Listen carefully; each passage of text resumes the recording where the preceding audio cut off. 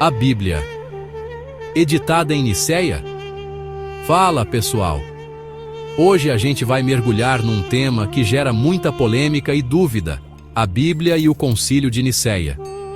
Muita gente acredita que a Bíblia foi editada nesse concílio, que livros foram excluídos e que a verdade foi escondida.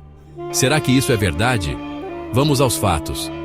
Preparei um papo reto, sem rodeios, para entendermos juntos o que rolou em Nicéia e qual o impacto real desse evento histórico na Bíblia que lemos hoje. Acompanhem comigo. Para entender Nicéia, precisamos voltar no tempo, lá para o século IV. Imaginem só, o Império Romano, gigantesco, poderoso, começando a ruir. Guerras, revoltas, crise econômica, um caos. E no meio disso tudo, uma nova religião ganhando força, o cristianismo. Essa nova fé, pregando amor ao próximo e um Deus único, se espalhava como fogo em palha seca. Os cristãos, antes perseguidos, agora se multiplicavam. Mas junto com o crescimento, vieram as divergências, as diferentes interpretações da fé. E aí, meus amigos, a coisa complicou. Em meio a essa efervescência religiosa, surge a figura de Constantino, o imperador romano. Constantino não era apenas um líder militar e político, mas também um visionário que percebeu a importância da religião na coesão social e política do seu vasto império. Ele entendeu que a fé poderia ser uma ferramenta poderosa para unificar as diversas culturas e povos sob seu domínio. Convertido ao cristianismo, ele via na unidade da fé um jeito de fortalecer o império. A conversão de Constantino não foi apenas um ato pessoal de fé, mas uma estratégia política para consolidar seu poder e trazer estabilidade ao império. Ele acreditava que uma religião unificada poderia ajudar a resolver conflitos internos e promover a paz. Mas como unir um grupo tão diverso, com tantas ideias diferentes sobre Jesus e a natureza de Deus? A diversidade de crenças e interpretações teológicas era um grande desafio. Havia muitas seitas e doutrinas conflitantes, cada uma com sua própria visão sobre a divindade de Jesus e a natureza de Deus. A solução encontrada foi convocar um concílio, uma grande reunião com os líderes cristãos da época. Constantino acreditava que um concílio poderia ajudar a resolver essas disputas teológicas e estabelecer uma doutrina comum que todos pudessem seguir.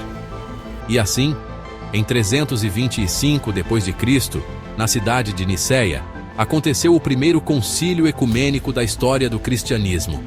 Este evento foi um marco na história da Igreja, reunindo bispos e líderes religiosos de todo o império para discutir e definir os fundamentos da fé cristã. A ideia era colocar ordem na casa e estabelecer uma doutrina comum para a Igreja. O Concílio de Nicéia resultou na formulação do Credo Niceno, que se tornou a base da ortodoxia cristã e ajudou a unificar a Igreja sob uma única fé. Imaginem a cena: bispos de várias partes do império, reunidos para debater temas complexos e cruciais para a fé cristã. As discussões eram intensas, acaloradas, com defesas apaixonadas de diferentes pontos de vista. E não era para menos. Estavam em jogo questões fundamentais, como a natureza de Jesus Cristo, a relação entre o Pai e o Filho e a Santíssima Trindade. O clima era tenso, com interesses políticos e religiosos se misturando. Era o futuro do cristianismo que estava em jogo. Seção 5. Jesus: Deus ou homem?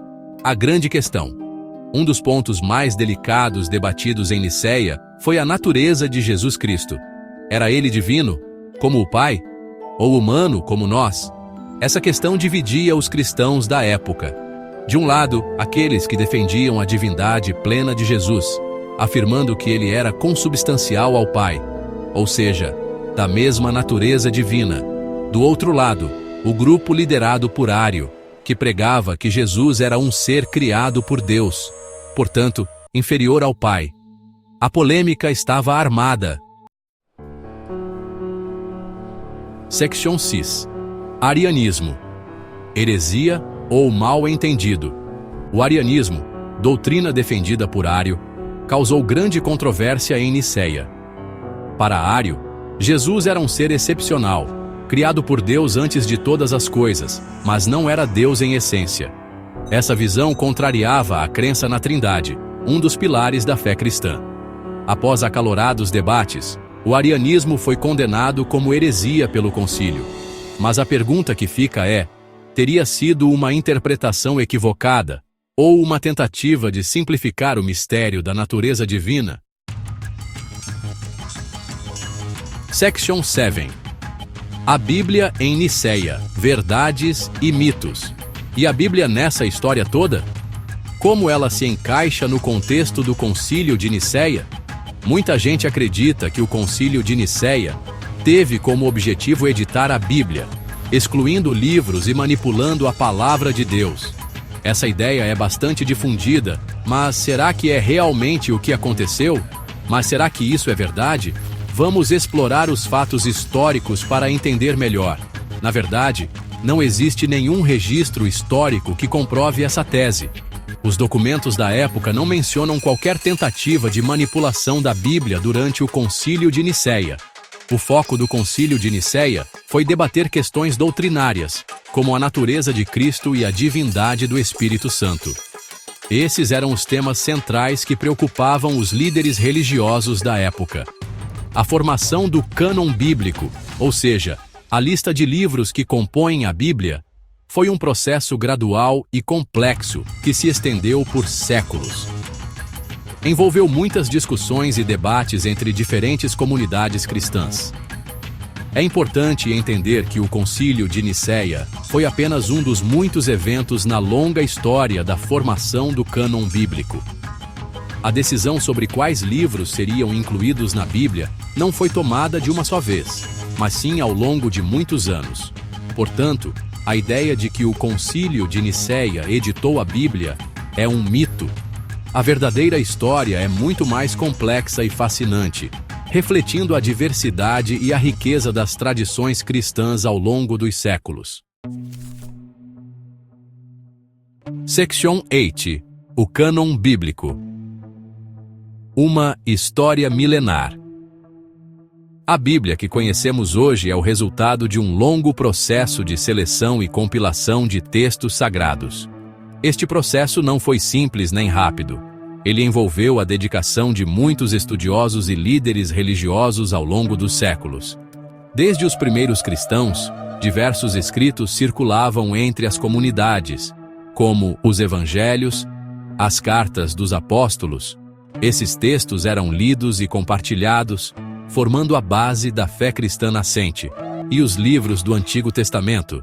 Estes textos antigos já eram considerados sagrados pelos judeus e foram incorporados à tradição cristã. Ao longo dos séculos, a Igreja foi discernindo quais desses escritos eram inspirados por Deus e deveriam ser considerados parte do cânon bíblico. Este discernimento não foi uma tarefa fácil e exigiu muita reflexão e oração. Esse processo envolveu debates, concílios e a sabedoria da tradição da Igreja. Os concílios eram reuniões importantes onde líderes religiosos discutiam e decidiam sobre questões fundamentais da fé. Niceia foi apenas um capítulo dessa longa história. O Concílio de Niceia, realizado em 325 d.C., foi um dos mais importantes, mas muitos outros concílios se seguiram, cada um contribuindo para a formação do cânon bíblico que conhecemos hoje. Section 9.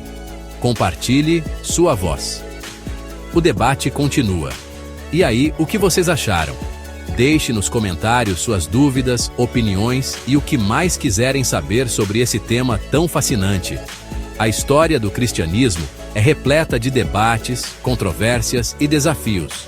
Cabe a cada um de nós buscar a verdade e construir a própria fé. Um grande abraço e até a próxima!